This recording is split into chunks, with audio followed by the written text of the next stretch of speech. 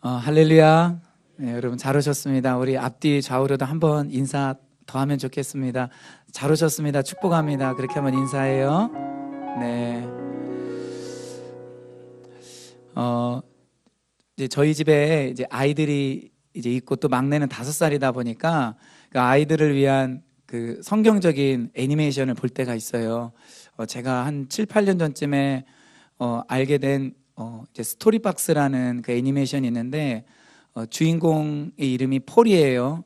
한 뭐 6, 7살 뭐 이 정도 되는 그 남아인데 이 부모님이 선교사님이에요. 그 애니메이션 안에 스토리 안에서 선교사님인데 이 아이가 좀 한 3, 4살 이 정도밖에 되지 않았을 때 이제 항공기 사고로 두 분이 죽습니다. 그래서 이 폴이 할머니랑 같이 살게 돼요. 좀 그러다 보니까 그 마음 안에 있는 그 왜 응어리들 있잖아요. 상처, 부모 없이 사는 데서 오게 되는 그런 어려운 그런 마음들을 갖고서 좀 삐딱한 그런 마음을 갖는 어린아이로 있습니다. 근데 한 번은 이 폴이 밤에 잠을 자는데 우체부가 와서 똑똑똑 두드려요. 사실 이 우체부는 예수님이세요. 그래서 이 우체부가 이 폴에게 티켓을 하나 줍니다. 어떤 티켓이냐면은 스토리박스 안으로 들어갈 수 있는 티켓을 하나 줘요. 그러면서 한 가지 경고를 합니다. 무엇이냐면 그 스토리박스 안에 중앙에 나무 열매가 하나 있는데 그 나무의 열매를 먹지 말라는 것이에요. 어디서 좀 많이 들어본 것 같죠? 예. 그래서 이 우체부가 이 티켓을 주고 바로 사라집니다. 그래서 이 폴이 이 황금색 티켓인데 이것을 들고 집을 딱 나갔는데 놀랍게 나가자마자 집 앞에 커다란 스토리박스가 펼쳐지고 그 안으로 들어가게 돼요. 그 안에 들어가자마자 이제 티켓이 있는지 없는지 확인하는 사람이 있는데 역시 변장을 한 예수님이에요. 그래서 꼬마야 너 티켓 있니? 그래서 있다고 해요. 그러니까 확인하고 안으로 들어가라고 합니다. 안으로 들어가니까 이제 무대가 펼쳐지게 되는데 거기서 이 주인공 폴을 위한 공연들이 펼쳐져요. 노래도 부르고 또 춤도 있고 또 천사도 등장하고. 그래서 폴이 이렇게 참 신나하면서 거기서 놀죠. 그러다가 천사나 거기는 다른 친구들하고 놀다가 어떻게 하다가 그 동산 중앙에 이르게 돼요. 거기에 딱 이르렀는데 정말 맛있게 보이는 열매를 보게 됩니다. 그래서 폴이 그것을 먹으려고 하니까 같이 따라갔던 천사가 먹으면 안 된다고 말을 해줘요. 천사만 나오는 게 아니라 또 음흉하게 말을 하는 검은 옷을 입은 어떤 존재가 또 등장해서 그 먹어도 된다고 이야기를 해요. 그래서 이 폴이 결국에는 갈등을 하다가 그 열매를 따먹고 맙니다. 그러니까 갑자기 음악이 바뀌면서 새로운 장면이 이제 나옵니다. 재판정입니다. 그리고 판사가 있고 배심원들이 있는데 바로 폴에게 사형 명령을 내립니다. 너는 하나님의 명령을 어겼기 때문에 사형이라고. 그래서 폴이 어쩔 줄 모르고 있는데 갑자기 이제 병사들 2명이 와서 이제 폴을 데려가려고 해요. 그리고 채찍으로 때리려고 합니다. 그리고 그 순간에 누가 등장해서 폴 대신에 채찍에 맞냐면은 그 우체부로 변장했던 그리고 티켓을 확인했던 그 예수님이 폴 대신에 채찍을 막 맞기 시작합니다. 그리고 예수님을 끌고 가요. 그러니까 그 로마 병사, 그러니까 이제 폴이 좀 당황해서 예수님 하고 이렇게 하는데 그 로마 병사가 폴에게 물어봐요. 꼬마야, 너 이 사람 아니? 그러니까 폴이 어떻게 하냐면 난 모른다고. 자기도 모른다고 금세 거기서 이제 부인을 해요. 그리고 이제 병사들이 예수님을 데려가서 십자가에 매달아서 죽입니다. 그러니까 폴이 그 십자가에 매달려 있는 그 예수님 있는 데로 가서 막 울어요. 예수님 내가 잘못했는데 예수님 나 때문에 죽었다고. 그리고 이제 조금 시간이 지났는데 갑자기 저 반대쪽에서 부활하신 예수님 폴에게 찾아옵니다. 그리고 그 예수님이 폴에게 손을 내밀고 그리고 내가 너를 용서했단다 이렇게 이야기를 해주세요. 그래서 폴이 자기의 그 죄를 회개하고 예수님께 잘못한 것을 뉘우치고 정말 예수님을 이렇게 껴안고 포옹하고 그리고 너무 이제 기쁜 마음으로 그 스토리박스 안에서 나와 자기 집으로 가요. 자기 집에 가서 그 방에 침대에 딱 들어눕게 되는데 이제 밤새 이제 스토리박스 안에서 이제 활동을 했기 때문에 이제 졸리니까 자야 되잖아요. 잠을 자려고 딱 눕는데 이게 며칠 전에 제가 그러니까 몇 년, 7, 8년 전에도 봤는데 제가 한 2주 전에도 그걸 다시 한번 봤거든요. 근데 전에는 제가 이렇게 캐치할 수 없던 것들이 이게 조금 저한테 잡히더라고요. 뭐냐면은 그 폴의 그 얼굴 표정, 그리고 굉장히 만족하는 데서 나오는 그 소리 있잖아요. 그러니까 그 부모님이 없는 그 상황에서 그 받았던 상처와 열등감이나 부족감이나 이런 결핍들, 그래서 이렇게 건강하게 성장할 수 없고 자랄 수 없었던 삐뚤어진 그 마음 가운데 그 예수님의 사랑이 들어가니까 이제 거기에서 마음의 치유가 일어난 거예요. 평안을 맛보는 거예요. 그래서 조그만 어린아이지만 정말 너무 좋아하는 그 눈빛으로 아이가 이제 잠자리에 들더라고요. 그리고 놀라운 것은 아이가 잠에 들자마자 예수님이 그 옆에 의자를 갖다 놓으시고 거기 앉아 계시더라고요. 이 장면이 저한테 굉장히 임팩트가 있었어요. 폴의 마음이 무엇이었을까? 그 짧은 애니메이션이었지만 어떤 것이 있었냐면은 하나님의 계명이 있었고, 계명을 어기는 폴이 있었고, 그리고 그 폴을 위해서 대신 죽으시는 예수님이 있었고, 또 베드로처럼 예수님을 모른다고 또 폴이 말했죠. 예수님의 부활이 있었고, 예수님의 용서가 있었고, 폴이 그 예수님과 이제 허깅을 하면서 그 마음 안에 있는 응어리들이 풀리면서 치유가 일어나고, 그리고 거기에서 이제 구원받은 어린아이지만 그 구원받은 그 만족감과 기쁨이 그 짧은 애니메이션 안에 다 표현되는 거예요. 굉장히 그게 저한테 그 몇 주 전에는 현실감 있게 다가오더라고요. 그리고 너무 이제 감격스러운 거예요. 내가 폴이라고 하더라도 정말 기뻤겠다. 그런 생각을 좀 갖게 되었습니다. 여러분, 기독교 신앙 중에 가장 이제 핵심이 되고 중요한 신앙은 바로 십자가 신앙이죠. 십자가 신앙이라는 것은 내가 죄인됨을 깨닫고 예수님이 내 대신 희생당하시면서 생명을 내어주신 그 사건 앞에 우리가 마음을 열고 회개하고 믿음으로 나아갈 때 주님이, 하나님이 우리를 그 죄에서 구원해 주시고 우리를 의롭다 하시고 우리를 하나님의 자녀 삼으시는 것인 줄 믿습니다. 아멘. 우리가 이 십자가 사건을 경험해야 돼요. 많이 알고 있다 할지라도, 그리고 부분적인 은혜가 있다 할지라도 이 십자가 사건은 평생에 걸쳐서 하나님께서 우리를 더 깊이 깨닫게 해주시고 더 그 깊은 그 희생과 사랑의 자리로 우리를 인도하시는 것 같아요. 그래서 우리 일평생 소원이 그 주님을 더 아는 것. 베드로서 맨 뒷부분에 보면은 우리 주 예수 그리스도의 은혜와 그를 아는 지식에서 자라가라겠는데, 이 지식이 어떤 성경 구절을 더 아는 지식을 뛰어넘어서 그분을 인격적으로 실제적으로 아는 것이고, 그분이 십자가 위에서 또 십자가를 지시기 전까지 그 겪었던 것이 무엇인지, 또 그 이후에 주님이, 우리 다음 주에 나누겠지만 예수님 보좌 옆에 앉아 계신 의미가 무엇인지, 부활이 무엇인지 그걸 알아가는 거예요. 실제 내 것으로 알아가는 거예요. 그래서 그 놀라운 감격과 은혜가 우리 삶에 계속 남아있도록 하는 것입니다.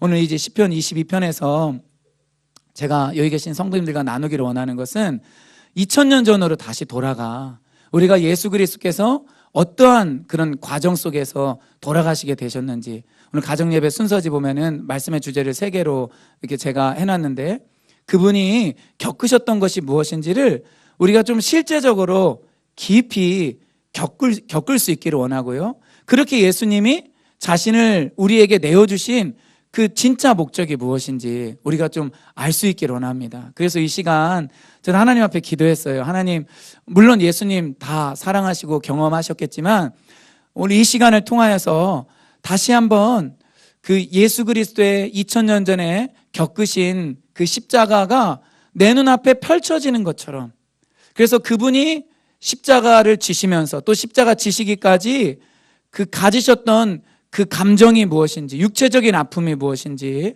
하나님으로부터 버림받은 것이 무엇인지 아는 것, 여러분, 그게 오늘 저의 설교의 목적이에요. 그래서 그것을 통해서 우리가 주님을 더 사랑하고 주님께 감사하며 주님께 붙들려 사는 것입니다. 그 은혜가 있기를 축원드립니다. 오늘 3가지로 말씀을 좀 살펴보도록 하겠습니다.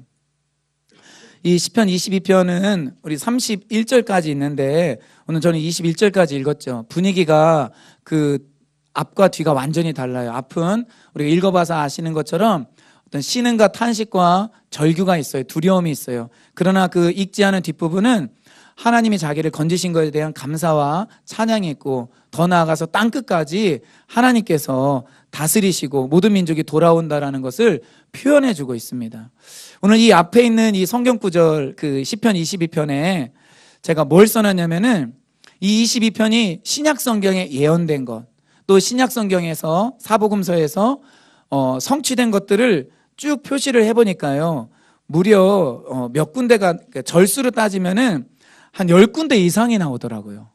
그만큼 이 다윗의 이야기이긴 한데 사실은 다윗 이야기가 전부가 아니에요. 왜냐하면 다윗이 겪지 않은 내용도 있거든요. 학자들이 볼 때 이건 다윗이 겪지 않은 내용인데 다윗이 여기다 표시를 해둔 것 같다. 바로 그리스도께서 당하실 그 순환을 보여주고 있다라는 거예요. 그래서 이 본문에서 세 가지로 예수님이 당하신 그 고난과 아픔이 무엇인지 여러분들과 나누려고 합니다.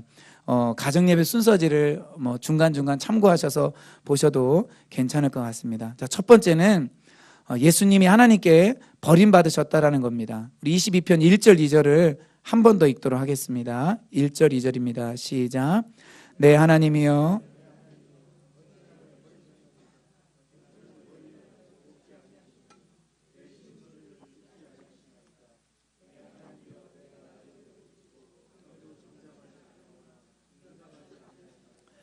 아멘. 여러분, 사람이 겪을 수 있는 그 고통과 그 마음의 상처 중에 가장 큰 것은 저는 버림받음이라고 생각합니다. 특별히 권위자에게서 버림받는 것, 이거는 굉장히 우리에게 평생에 걸쳐서 상처를 줄 수도 있습니다. 부모님에게 버림받는 것, 또 선생님에게 버림받는 것, 아니면 공동체나 어떤 내가 일하는 곳에서 나보다 높은 곳에 세워진 권위자에 의해서 내가 버림받으면 그건 상처가 돼요. 왜냐하면은 그 사람들은 말 그대로 권위를 가지고 있는 위치에 있기 때문에 그렇게 내가 버림받게 되면은 자신을 무가치한 존재로 여기게 됩니다. 나는 별거 아닌 사람인가 봐. 나는 사람들이 인정하지 않는 존재인가 봐. 나는 아무것도 할 수 없어. 나는 정말로 쓸모없는 존재고 아무도 나를 사랑해주는 사람이 없고 나를 기억해주는 사람이 없어. 지금은 다른 사람들이 나를 좋아할지 몰라도 결국에 나를 배신하고 말 거야. 나는 또 버림받고 말 거야. 이런 상처가 사실은 다가오게 됩니다. 그래서 우리 여기 계신 우리 부모님들은, 또 영적으로 중요한 위치에 있는 분들은 하나님 앞에서 우리가 좀 맡고 있는 그 위치에서 정말 끝까지 신실하게 그 자리를 감당해야 될 줄 믿습니다. 그런데 말씀해 보니까 다윗이 하나님께 그렇게 이야기를 해요. 사실 우리가 읽지 않은 그 시편 말씀 뒷부분을 읽어보면은요, 하나님은 다윗을 버리지 않았습니다. 그래서 다윗도 24절에 보면 어떻게 고백을 하냐면은, 그는 곤고한 자의 곤고를 멸시하거나 싫어하지 아니하시며 그분의 얼굴을 나에게서 숨기지 아니하시고 내가 울부짖을 때 들으셨도다 라고 이야기를 해요. 그런데 1절에서는 나의 하나님 왜 나를 버리셨습니까? 이렇게 말을 하는 거예요. 이게 지금 뭘 다윗이 말을 하려고 하냐면은, 다윗이 시를 쓰는 이 상황은 제가 봤을 때는 맨 마지막인데 중간중간에 하나님께 버림받은 것 같은 그 느낌이 드는 순간 있잖아요. 기도 응답이 안 되고 고통은 계속되고 대적들도 나를 싫어하고 멀리하는데 하나님이 내 기도에 들어주시지 않기 때문에 나를 버린 것 같은 그 아픈 마음이 있는 거예요. 그 절규가 있는 거예요. 그래서 하나님 왜 나를 버리셨습니까? 라고 이야기를 하는 것입니다. 사실 이 땅에 사는 모든 사람은요, 살아있는 동안에는 이것을 경험할 수 없습니다. 왜냐하면은 하나님은 우리가 살아있는 동안에는 그 누구도 버리지 않고 회개할 기회를 주시고 하나님 앞에 돌아올 수 있는 시간을 주시고, 그리고 그 사람에게 사인을 보내셔서 다시 새롭게 할 수 있는 기회를 주시거든요. 믿으십니까? 그래서 사실 우리는 사람들에게는 버림받고 상처를 받을 수 있을지 몰라도 하나님에게서는 우리가 버림받는 이것을 경험할 수는 없습니다. 그런데 이것을 누가 경험하셨죠? 우리가 잘 알고 있는 것처럼 예수님이 경험하셨어요. 마태복음 27장에 보면은 예수님이 십자가에 매달리시고 3시간이 지난 낮 12시쯤에 어둠이 임하기 시작합니다. 그리고 그것이 오후 3시까지 진행이 돼요.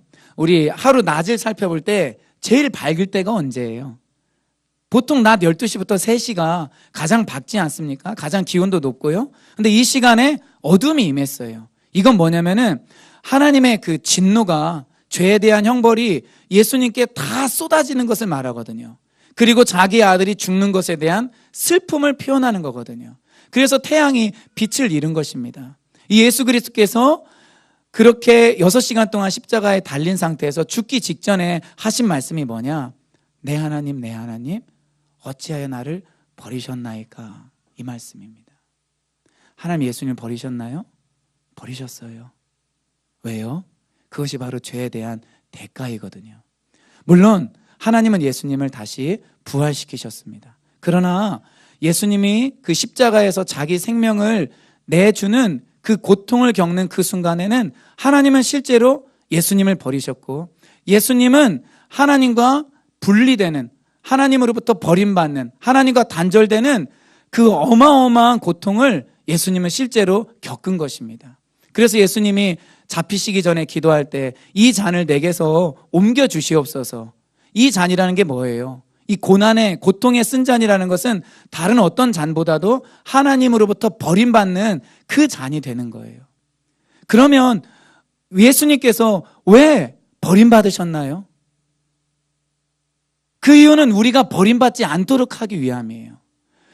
정말 허무와 죄와 고통으로 인하여서 죽을 수밖에 없는 그 비참한 사람, 비참한 운명에 있는 그 사람들이 하나님으로부터 버림받는 그 죄악의 끔찍한 현실을 맞이하지 않도록 하기 위해서 예수님께서 십자가에서 대신 버림받으신 줄 우리가 믿습니다. 여러분, 이것이 주님이 받으신 그 고난과 아픔이에요. 우리가 이것을 절대로 잊어서는 안 됩니다. 우리가 때로는 사람들과의 관계 속에서 정말 배신당한 것 같은 그 마음을 느낄 때도 있고, 그리고 아픈 그런 시간들을 갖죠. 그러니까 이 시간들이 그럼에도 불구하고 우리가 극복할 수 있는 이유는 하나님이 우리를 외면하거나 버리시지 않는다라는 겁니다. 회개하면 다시 하나님께서 우리를 받아주시고 회복시켜 주시는 줄 믿습니다. 여러분, 주님, 하나님께 버림받은 이 예수님을 우리가 늘 기억할 수 있기를 바랍니다. 자, 두 번째, 우리 그 성경 구절을 좀 읽어야 되겠네요. 우리 마태복음 27장 39절에서 이제 44절을 읽어보도록 하겠습니다. 우리 먼저 마태복음 27장 45절 46절을 읽도록 하겠습니다. 예수님의 그 첫 번째 고난을 말해주고 있는, 앞에 화면 보고 읽으셔도 될 것 같아요. 시작. 제6시로부터 온 땅에 어둠이 임하여 제9시까지 계속되더니 제9시쯤에 예수께서 크게 소리질러 이르시되 엘리 엘리 라마 사박다니 하시니 이는 곧 나의 하나님 나의 하나님 어찌하여 나를 버리셨나이까 하는 뜻이라. 아멘. 자, 두 번째 예수님이 당하신 고난은 조롱과 비웃음입니다. 이거 6절부터 나와 있는데요. 6절에서 다윗은 자기를 가리켜서 벌레라고 말합니다. 이것은 내가 스스로 벌레라고 생각하는 것이 아니라 다른 사람들이 나를 벌레 취급한다라는 거예요. 여러분, 벌레 취급하니까 놀릴까요? 안 놀릴까요? 놀리고 조롱하겠죠. 그래서 6절 그 부분을 보면은 나는 벌레요 사람이 아니라 사람의 비방거리요 백성의 조롱거리니이다. 나를 보는 자는 다 나를 비웃으며 입술을 삐죽거리고 머리를 흔들며 말하되 그가 여호와께 의탁하니 그 구원하실 걸 그를 기뻐하시니 건지실 걸 하나이다. 여러분, 이거는 그냥 굉장히 지금 기분이 나쁘겠다는 그 정도가 아니에요. 여기 지금 입을 삐죽거리고 머리를 흔들면서 말한다. 이런 거 혹시 경험해 본 적 있어요? 내가 무슨 말 하는데 상대방이 아니야. 이게 사실 얼마나 이게 기분 나쁜 건지. 여러분들은 그러지 않으시지만 제가 여기서 만약에 이제 설교를 하는데 저 뒷자리에 계신 어떤 분이 제가 어떤 막 중요한 얘기를 할 때마다 아니야. 여러분, 이렇게 하면은 나와보세요. 나는 얘기 좀 합시다. 제가 설교하다 말고 이럴지도 모르겠어요. 제 감정을 추스리지 못하면은. 그렇지 않겠습니까? 여기 입을 삐죽거린다라는 그 말이 입을 좀 크게 벌린대요. 입을 이렇게 좀 벌리면 입 안에는 뭐가 나오나요? 혓바닥이 나오죠. 그래서 이게 놀린다라는 표현이에요. 이렇게 하면서. 이게 뭐 아이들끼리만 이게 통용되는 그런 제스처라고 볼 수도 있긴 하지만 사실은 그런 건 아닙니다. 어른들은 그 작은 얼굴 표정 하나, 눈빛 하나, 그쵸? 그냥 단어 하나 이걸 통해서 정말 상대방을 거의 뭐 그 자존심과 그 인격을 다 끝장내 버릴 수가 있습니다. 혹시 자녀한테 이상한 소리 들어보신 적 있으세요? 몇 년 전에 저희 형님이 그 친구분이, 그러니까 이제 돌아가셔서, 그러니까 아빠죠. 그러니까 오늘 가장인 친구분이 돌아가셔서 거기 장례식장에 간다고 그러더라고요. 제가 한번 화요 모임 때인가 이제 여기에서 이제 예화로 말씀드린 적이 있는데 자살을 했어요. 자살한 이유가 뭐냐면은 고등학생 아들 둘이 있는데 이제 아들 둘에게 이제 그 형님 친구가 훈계를 하는 거예요. 니네들 왜 그렇게 하냐고. 그래서 훈계를 하는데 갑자기 이 말을 듣는 큰아들이 아빠에게 눈 깔어 이랬다라는 거예요. 완전히 후레자식이죠. 그래서 아빠가 충격받아서 자살했어요. 여러분, 지금 예수님이 당하시는 것이 그것과 비교했을 때 더 컸을까요? 작았을까요? 제가 봤을 때는 훨씬 더 커요. 왜냐하면은 그분은 왕이시거든요. 온 세상의 창조주이시고 그 백성들의 왕이거든요. 이스라엘 백성들의 왕이시고 통치자시거든요. 그런데 이스라엘 백성들이 요한복음 1장 11절에 보면 어떻게 해요? 자기 땅에 오매 자기 백성이 영접하지 아니하였다라고 말해요. 영접하지 아니할 뿐만 아니라 우리가 이따 이제 마태복음 27장에 살펴보겠지만은 예수님을 조롱하고 희롱하고 그리고 비아냥거리는 말투를 하고 그리고 때리고 침뱉고 모든 모독을 다 줍니다. 여러분, 부모님들이 만약에 자녀가 화났다고 해서 침뱉고 그 형님 친구한테 했던 그 말처럼 좀 입에 담기도 뭐하죠. 눈 깔 뭐 이런 얘기하고 아빠 우리 계급장 떼고 한번 나랑 싸워봅시다. 여러분 이러면 어떻게 하시겠어요?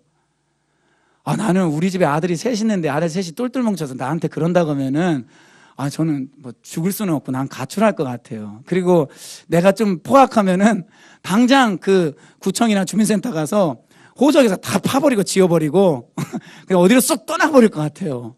이건 굉장히 큰 수모이며 상처 그 자체입니다. 근데 예수님이 그거를 당하셨어요. 우리 마태복음 27장 39절부터 49절을 우리 앞에 있는 화면을 보고 한번 읽어보도록 하겠습니다. 마태복음 27장 38절에서 그 뒷부분입니다. 교대로 읽어요. 이때 예수와 함께 강도 둘이 십자가에 못 박히니 하나는 우편에 하나는 좌편에 있더라. 이르되 성전을 헐고 사흘에 짓는 자여 내가 만일 하나님의 아들이거든 자기를 구원하고 십자가에서 내려오라 하며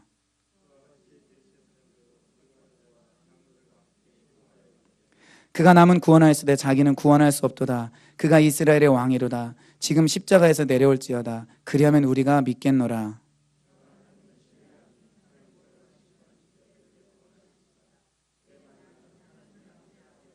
같이요. 함께 십자가에 못 박힌 강도들도 이와 같이 욕하더라. 아멘. 여러분, 예수님께서 십자가를 왜 지시냐면은 우리를 위해서, 그리고 그 당시 예수님 주변에 있는 사람들을 위해서 십자가를 지시는 거거든요. 근데 사람들이 뭐라고 말해요? 그냥 지나가는 사람들, 제3자와 같은 사람들, 대제사장, 종교 지도자들은 그들도 조롱해요. 네가 만일 하나님의 아들이거든 한번 내려와 봐라. 네가 만일 하나님의 아들이거든. 마귀가 시험할 때도 이 말 쓰지 않습니까? 네가 만일 하나님의 아들이거든. 지금 예수님이 받는 이 조롱은요, 거의 이제 마귀 수준에서 하는 그런 조롱입니다. 십자가를 지지 못하도록 하고 자기 감정 통제 안 돼서 하던 일 망가뜨리게 하는 것입니다. 그리고 대제사장들은 또 뭐라고 합니까? 22편 8절을 인용한 말씀을 지금 하고 있죠. 어떻게 나와 있습니까? 그가 남은 구원하였으되 자기는 구원할 수 없도다. 그가 이스라엘의 왕이로다. 지금 십자가에서 내려올지어다. 그리하면 우리가 믿겠노라. 그가 하나님을 신뢰하니 43절에 하나님이 원하시면 이제 그를 구원하실지라. 지금 22편 8절에 나와 있는 말씀이에요.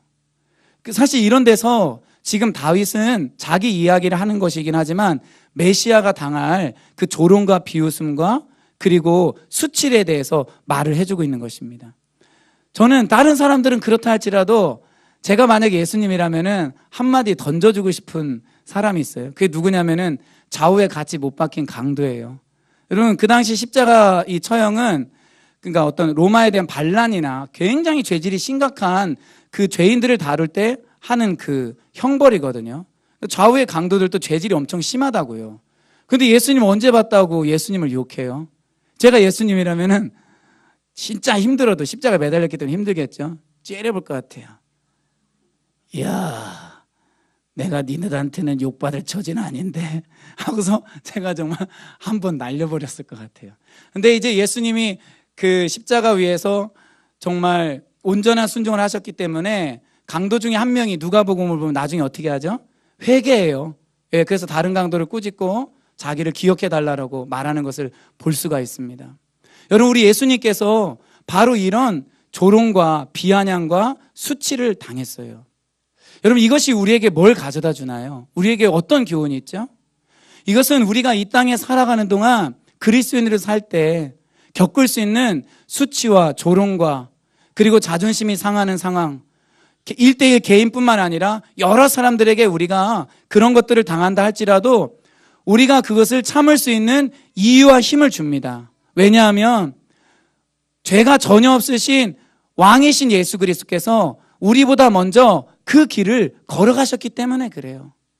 결국 예수님께서 그 길을 우리에게 알려주심으로 우리가 참을 때, 인내할 때, 물론 어떤 상황에서는 이야기를 해야 되겠지만은 우리의 사명의 자리에서 묵묵히 있을 때 오해를 받는다 할지라도 결국 하나님의 일을 우리가 할 수 있다는 것입니다. 제가 이제 청소년센터 사역을 하거나 많이 일했는데 여기 있는 분들도 그렇겠지만 이제 청소년들 가르치거나 나보다 어린 사람들 대하면서 양육할 때 참 많이 이렇게 자존심 상할 때가 있어요. 예, 좀 수치심을 가질 때도 있고 막 그러면은 막 좀 이렇게 때려치고 싶은 마음도 있어요. 제가 그 고등학교 지금은 나이가 한 30살쯤 됐는데 한 10년 전쯤에 고2 되는 그 학생들 둘을 데리고 제가 성경 공부를 했는데 그 중에 어떤 학생 한 명이 한 번은 굉장히 막 이게 좀 속을 긁어놓고 그 그러니까 제 기분 안 좋게 하는 상황을 연출하더라고요. 얼마나 제가 마음이 상했는지 정말 여기까지 너 교회 나오지 마라 이 얘기는 못하고 이런 얘기는 하면 안 되니까 너랑 이제 성경 공부 안 해. 너 집에 가. 이 나쁜 놈아. 내가 정말 이 말을 하고 싶은 마음이 들 정도로 여기까지 정말 올라오더라고요. 그러니까 한 사람한테 그런 이렇게 안 좋은 상황을 제가 이제 접하게 되었는데 그 사람을 통해서 이게 마음 추스리기가 쉽지 않은 거예요. 게다가 저는 목사고 얘는 이제 고인데 와, 그거 어렵더라고요. 정말 주님을 의지해서 제가 겨우 참았어요. 근데 시간이 지나고 보니까 정말 참길 잘했다. 그 영혼을 얻더라고요. 만약에 제가 그때 저의 감정을 표현하고 나 너랑 이제 성경 공부 안 한다. 제가 이 말 했으면은 그 친구도 데미지를 입었겠지만 저도 아마 그랬을 것 같아요. 제가 한 번은 중학교 2학년 되는 그 학생들하고 이제 학생 예배를 드리고 나서 분반 공부를 하는데 좀 이제 아이들끼리 좀 친하지 않았어요. 그래서 분반 공부를 하는데 분위기가 험악하더라고요. 그래서 남자 학생 한 명이 그냥 다른 애한테 좀 몇 마디 하더니 밖으로 나가버리는 거예요. 밖으로 나가는데 문을 쾅 닫고 나가요. 아, 제가 이러면 또 막 우리 흔히 뚜껑 열린다고 하잖아요. 그래서 야, 쟤는 그냥 나갔으니까 우리끼리 성경 공부하자. 이게 안 돼요. 인격이 안 돼서. 그래서 제가 잡으러 갔어요.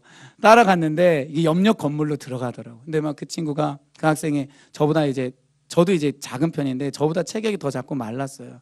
근데 막 깡은 있어가지고 주먹을 벽에다 막 콱콱 치면서 에이씨 이래요. 그래서 얘가 지금 나랑 1대1로 맞다 이러면 뜨자는 건가? 제가 뭐 이런 오해까지 하면서 이거를 어떻게 내가 해결을 해야 되는지. 왜냐면 일단 기분이 너무 나빠. 그리고 네 죄가 무엇인지 알려주고 싶은 마음이 충만해요. 근데 제가 어떻게 했는지 아세요? 그리고 이제 이 남학생의 어머니가 교회 이제 집사님이기 때문에 엄마한테 내가 꼭 일러야지 이 생각도 했어요. 왜냐면 엄마가 엄청 무섭거든요. 엄마가 너를 징계하리라. 내가 이 마음을 갖고. 근데 제가 실제로 취한 행동은 뭐냐? 얘 안아줬어요. 얘 안아주고 힘들지? 괜찮아. 야 마음 풀어. 괜찮아. 등 두드려줬어요. 그리고 다시 성경 공부하는 데로 데리고 왔습니다. 참 힘들더라고요. 근데 벌써 이제 이 친구도 나이가 한 25살 이렇게 됐거든요. 그러다 보니까 청년이죠. 가끔 연락도 하고 만나기도 해요. 근데 이 청년이 뭐라고 하는지 아세요? 목사님, 그때가 참 좋았어요. 이렇게 대답해요. 저는 속으로 난 너 때문에 아주 죽을 맛이었다. 내가 너는 참 좋았는지 모르겠지만 난 아주 힘들었다. 아직도 네 그 주먹이 벽에 부딪히는 소리를 잊을 수가 없단다. 속으로만 제가 이래요. 여러분, 제가 뭘 말씀드리려고 하는 거냐면은 주님이 받으신 거는 정말 이거와는 비교도 할 수 없어요. 근데 우리는 굉장히 작은 사소한 상황에서 부부싸움도 많이 하고 부모와 자녀 사이에 또 친구들 사이에 또 때로는 교인들 사이에 오해를 하고 그 내 마음을 잘 추스리지 못하고 그리고 나를 변호하려고 하고 그냥 상대방을 그냥 받아주지 못한다라는 거예요. 너무 힘들죠, 사실. 우리가 그럴 때마다 예수님을 기억해야 돼요. 예수님을 기억해야 됩니다. 조롱을 당하시고 비방을 당하시고 벌레 취급당하신 하나님의 아들이시면서 모든 것들을 다 버려두시고 정말 벌거 벗긴 채로 십자가에 매달리신 예수님을 보셔야 돼요. 그리고 그 예수님이 그런 수치를 당한 거는 내가 정말로 수치와 조롱을 당하지 않도록 하기 위함이에요. 저보다 인생 오래 사신 분도 있지만 저도 이제 힘들고 어려운 상황이 있었잖아요. 근데 지나고 보면은 사람이 주는 수치와 조롱은 사실 그렇게 크지 않아요. 그냥 내 마음에 그거를 그냥 나를 못 이겨서 내가 어떤 사람인데 뭐 이런 게 조금 있어서 괴롭고 어려울 뿐이지 누가 나에게 뭐 자존심 상하는 말하고 아니면은 그런 안 좋은 말 했다고 해서 그게 나를 뭐 죽도록 만들고 뭐 비관할 만한 것입니까? 안 그래요, 사실은요. 그렇게 할 수 있도록 우리에게 예수님께서 자기 자신을 완전히 내어주신 왕의 품위를 잃어버리시고 조롱을 받으시고 1인칭 단수가 아니라 많은 사람들에게 그런 비방과 그리고 인간 취급도 못 받는 그 대우를 받으신 겁니다. 여러분, 이 주님을 우리가 만날 수 있기를 바라요. 우리를 위해서 그런 대우를 받으신 예수님을 우리가 볼 수 있기를 바랍니다. 자, 세 번째 예수님이 당하신 것은 무자비한 폭력입니다. 이것은 11절부터 21절까지 쭉 나와 있는데 이 말씀을 보면은 다윗은 자기를 공격하는 사람들을 짐승에 비유를 하죠. 12절에 보면 많은 황소, 또 중간 이후에 바산의 힘센 소들, 그리고 13절에서는 찢으며 부르짖는 사자, 그리고 16절에서는 개들, 그리고 악한 물이 이렇게 나옵니다. 여러분, 이것들은 다 힘이 세고 포악하고 잔인하고 그리고 정말 사람을 완전히 난도질해버리는 그런 존재예요. 조금의 동정심도 없이. 예수님이 그런데 이 다윗이 말한 이런 표현들에 해당하는 그런 사람들로부터 그렇게 당했다라는 것입니다. 크게 두 가지인데 하나는 무리들이고요. 그리고 또 하나는 군병들입니다. 우리 그 부분을 한번 찾아서 읽어보도록 하겠습니다. 마태복음 27장 22절 23절입니다. 마태복음 27장 22절 23절. 자, 군중들을 한번 보십시오. 시작. 빌라도가 이르되 그러면 그리스도라 하는 예수를 내가 어떻게 하랴? 그들이 다 이르되 십자가에 못 박혀야 하겠나이다. 빌라도가 이르되 어찌미냐? 무슨 악한 일을 하였느냐? 그들이 더욱 소리질러 이르되 십자가에 못 박혀야 하겠나이다. 여러분, 이 성난 군중의 소리가 들리십니까? 무조건 죽여야 되겠다라는 거예요. 바라바 놓아주고 예수 죽여야 되는데 어떻게 해야 되냐 물으니까 십자가 처형을 요구하고 있습니다. 그리고 로마 병사들은 어떻습니까? 마태복음 27장 27절에 나와 있는데 같이 읽습니다. 이에 총독의 군병들이 예수를 데리고 관정 안으로 들어가서 온 군대를 그에게로 모으고, 여기 온 군대를 모았다라고 하는데 어느 주석책에 보니까 이 여기에 해당되는 헬라어는 600명의 군인들을 의미한다고 그러더라고요. 군대죠, 말 그대로요.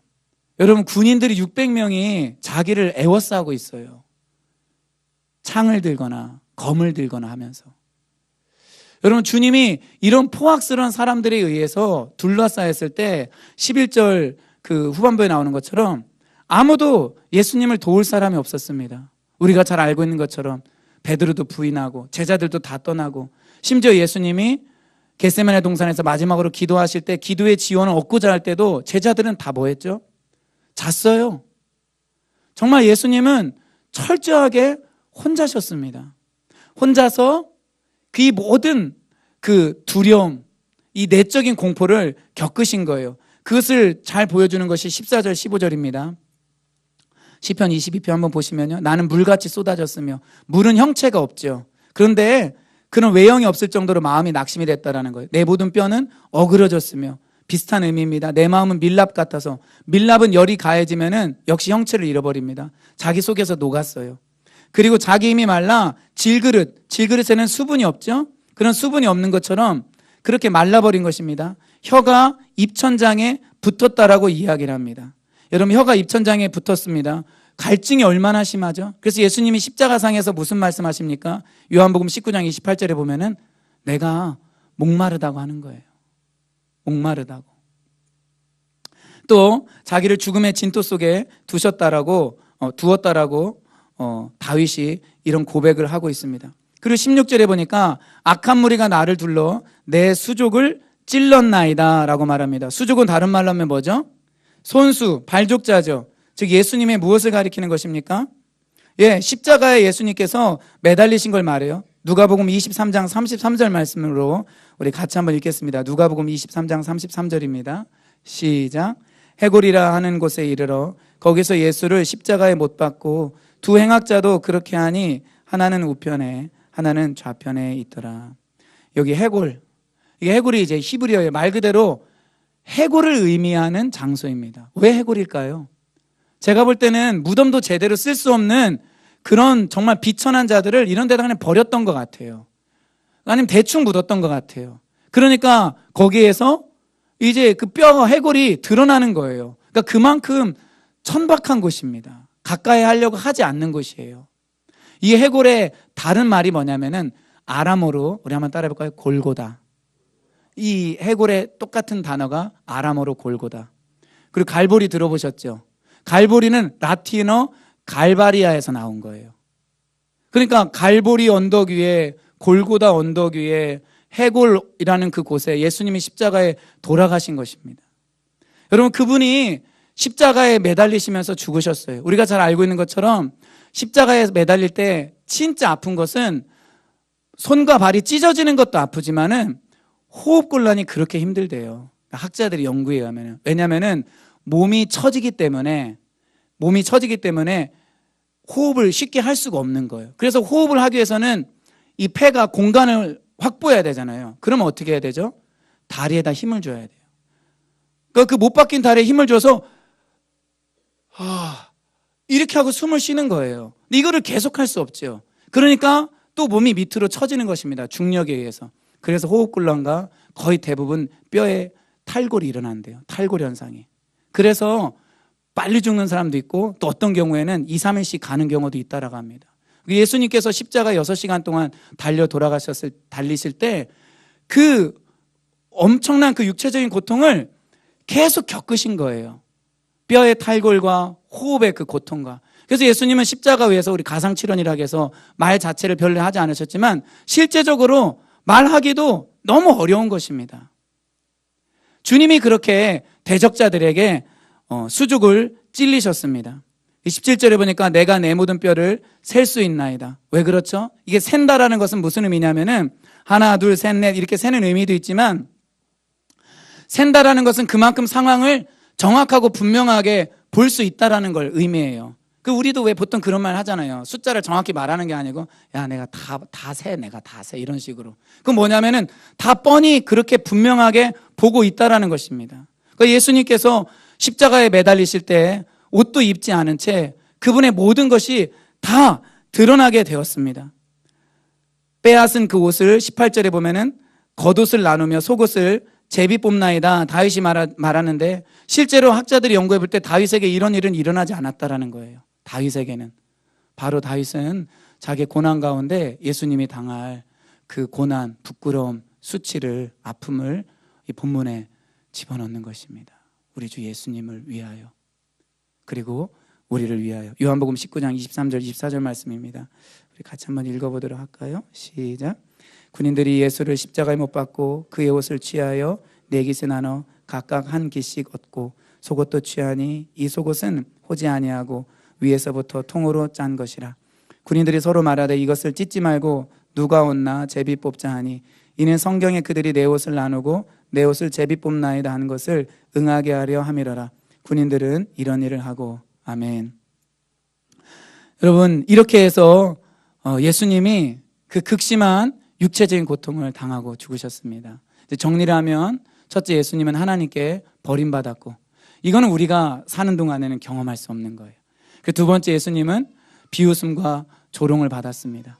이것은 우리에게 스승이신 주님을 따라갈 수 있는 용기를 줍니다. 세 번째, 십자가 처형을 받으시고 채찍에 맞으시고, 그렇죠? 그리고 주님께서는 무자비한 폭력을 당하셨습니다. 이것은 우리의 죄 형벌이 얼마나 큰지 우리에게 보여주는 것입니다. 자, 그러면 예수님은 왜 이렇게 죽으셨을까요? 우리 잘 아실 거예요. 예수님이 왜 죽으셨는지를 잘 보여주는 것이 이사야 53장에 나와 있습니다. 우리 한번 이거는 성경으로 찾아 읽겠습니다. 이사야 53장입니다.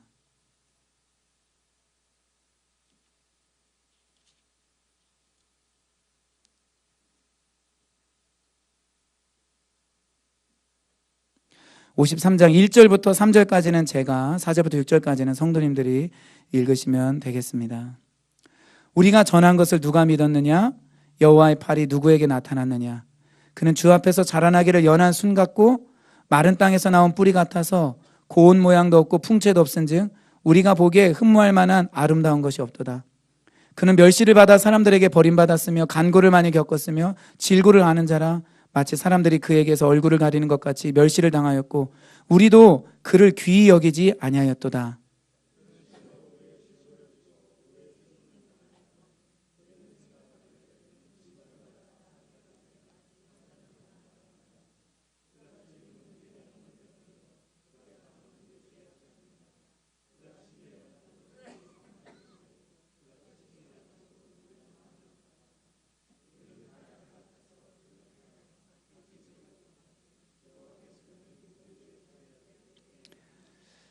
아멘. 누구 때문이라고요?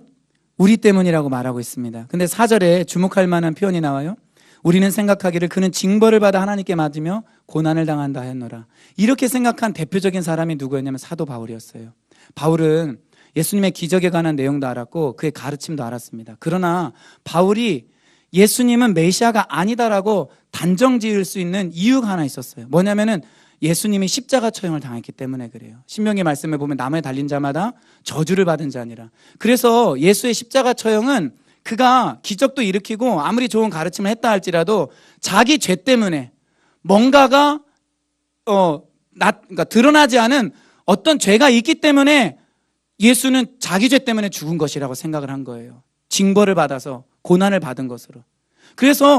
그런데 그 예수를 크리스천들은 주라고 믿는 거예요. 그러니까 바울은 이건 신성모독이다. 구약 성경에 의하면 신성모독 어떻게 해요? 죽여야 됩니다. 그래서 예수 믿는 사람을 신성모독죄로 간주하고서 그렇게 잡으려고 쫓아간 거예요.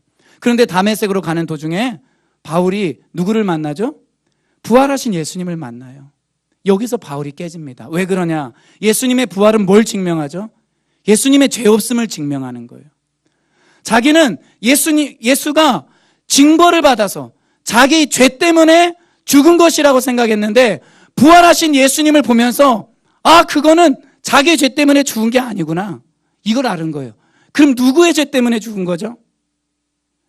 바울. 자기 자신의 죄 때문에. 온 인류의 죄 때문에 죽은 것을 바울이 알게 돼요. 그래서 바울이 사실은 거기서 완전히 끝나버립니다. 자기의 삶의 방향을 완전히 바꾸고 자기가 예수와 함께 죽고 다시 살아난 것을 고백하게 되는 거예요. 예수의 죽음이 다른 누구의 죄가 아니라 자기의 죄 때문이라는 것을 보게 된 거예요. 그 극심한 십자가 처형과 비방과 조롱과 육체적인 그 폭력이 자기 때문이라는 걸 알게 된 것입니다. 그래서 바울의 서신서를 보면은 그런 표현들이 나와요. 우리 고린도 후서 그 5장을 보면은 19절 뒷부분에 앞에 화면 보셔도 될 것 같아요. 자막 한번 찾아주셔서 고린도서 5장 19절 뒷부분에 그들의 죄를 그들에게 돌리지 아니하시고 21절에 보면 하나님이 죄를 알지도 못하신 이를 우리를 대신하여 죄로 삼으셨다. 그 이유가 우리로 하여금 그 안에서 하나님의 의가 되려 하심이라 라고 말해요. 이제부터 소개해드릴 성경 구절은 어떤 특징이 있냐면은 2000년 전에 예수님이 십자가에 달리신 이유는 로마 병사들 때문이 아니라는 거예요. 십자가 처형을 요구한 무리들 때문이 아니라는 거예요. 유다 때문이 아니라는 거예요. 물론 그들도 포함되겠지만 누구 때문이죠? 우리 때문에 그렇다라는 거예요. 21세기를 사는 우리를 위하여, 온 인류를 위하여 예수님이 그렇게 하셨고, 그렇게 죽으신 데에는 어떤 의미가 담겨 있냐면은 그분이 세상의 죄를 지시고 세상의 죄를 담당하셨다라는 겁니다. 그 누구도 해결할 수 없는 죄의 문제를 주님이 해결하셨다라는 거예요. 우리 계속해서 말씀을 보면은 로마서 4장 25절에 예수는 우리가 범죄한 것 때문에 내줌이 되었다라고 말합니다. 히브리서 9장 28절은 이와 같이 그리스도도 많은 사람의 죄를 담당하시려고 단번에 들이신 바 되셨고, 이렇게 나옵니다. 베드로전서 2장 24절은 같이 한번 읽겠습니다. 시작. 친히 나무에 달려, 다음 한번 보여주시죠. 제가 읽어드리도록 하겠습니다. 친히 나무에 달려 그 몸으로 우리 죄를 담당하셨으니 이는 우리로 죄에 대하여 죽고 의에 대하여 살게 하려 하심이라. 그가 채찍에 맞음으로 너희는 나음을 얻었나니. 친히 그 몸으로 우리 죄를 담당하셨다고 해요. 자, 이제 마지막 한 구절 더 살펴보고 말씀을 이제 마치려고 합니다. 요한계시록이에요. 맨 마지막 구절 같이 읽습니다. 또 충성된 증인으로 죽은 자들 가운데서 먼저 나시고 땅의 임금들의 머리가 되신 예수 그리스도로 말미암아 은혜와 평강이 너에게 있기를 원하노라. 우리를 사랑하사 그의 피로 우리 죄에서 우리를 해방하시고. 자, 이제 우리가 정리할 수 있어요. 예수님이 하나님께 버림받으시고 조롱당하시고 그리고 육체적인 폭력을 당하신 이유는 그분이 그런 모든 십자가 죽음을 통하여, 히브리서의 표현에 의하면은 십자가에서 드린 희생 제사를 통하여서 우리의 죄를 담당하시기 위함입니다. 맞습니까? 근데 그 출발은 뭐예요? 요한계시록에 의하면은 우리를 모아사 사랑하사, 우리를 사랑하사. 요한복음 3장 16절에 나오는 것처럼 하나님의 세상을 이처럼 사랑하사. 죄인인 우리를 향한 그 사랑이 이 십자가 사건의 출발이에요. 목적은 뭐죠? 우리를 죄에서 뭐 하시려고? 해방하시려고. 할렐루야. 죄에서 우리를 자유케 하시려고, 죄의 노예에서 풀어주시려고, 그리고 부활하신 예수님이 성령을 보내주셔서 실제적으로 죄를 이기는 삶을 살도록 하시기 위해서 그분이 십자가에서 처절하게 외면받으시고 육체적인 고통과 정말로 사람으로 치자면 자살할 수밖에 없는 그 극도의 마음의 아픔을 다 겪으시면서 자기 자신을 제물로 내어주셨습니다. 우리를 사랑하시기 때문에. 로마서 5장 8절에 나와 있는 대로 그리스도께서 우리를 위해 죽으심으로, 우리가 아직 죄인 되었을 때 그리스도께서 우리를 위해 죽으심으로 하나님께서 우리에 대한 자기의 사랑을 확증하셨느니라. 여러분, 예수님 만나셨나요? 정말 묻고 싶어요. 예수님 경험하셨나요? 저는 경험하신 분들도 있다고 당연히 있으실 거예요. 그러나 이 시간 우리가 주님을 다시 만날 수 있기를 바라요. 제가 맨 처음에 오늘 설교의 목적을 예수님을 만나는 것이라고 말씀드렸는데, 우리 2000년 전으로 우리가 좀 돌아갔으면 좋겠어요. 그래서 애니메이션에 나오는 그 폴이 채찍에 맞으려고 할 때 예수님이 자기 대신 맞으신 것을 진짜 눈앞에서 목격하고 예수님이 끌려가고 자기는 예수를 모른다고 부인하고, 우리 삶이 그렇지 않습니까? 우리가 모태신앙이라 한다 할지라도, 주님을 잘 섬겼다 할지라도 하나님이 우리 삶에 없었던 시간들이 얼마나 많아요. 내 마음과 내 뜻대로 계획 세우고 내가 알고 있는 것 가지고 인생을 살려고 하고 나의 자원으로 문제를 해결하려고 하고. 여러분, 그것이 예수님이 왕이 되지 못하는 거예요. 그런 우리를 주님이 불쌍히 여기셔서 십자가에서 모든 죄를 다 담당하시고 우리 힘을 해결할 수 없기 때문에 회개하고 믿는 자마다 의롭다 하시고, 고린도서 1장 맨 마지막 절에 나오는 것처럼 예수는 하나님께로부터 나와서 우리에게 지혜와 의로움과 거룩함과 구속함이 되셨느니라. 바로 그 축복을 우리에게 주신 것입니다. 우리 시간에 잠시 한번 눈 감고 하나님 앞에 기도하면서 또 예수님을 우리가 생각하면서 나아가도록 하겠습니다.